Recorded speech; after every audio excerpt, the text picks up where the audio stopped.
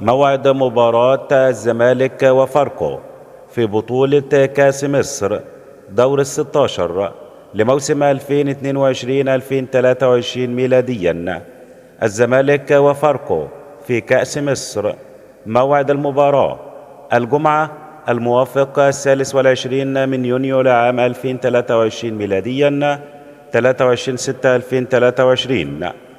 تقام المباراة على استاد القاهرة الدولية، وسوف تذاع مباشر عبر قناة اون تايم سبورتس 1 في تمام الساعة 9:30 مساء بتوقيت القاهرة ومكة المكرمة وقطر، و8:30 مساء بتوقيت السودان وليبيا والأردن، و7:30 مساء بتوقيت المغرب والجزائر وتونس، و10:30 مساء بتوقيت أبو ظبي ومسقط.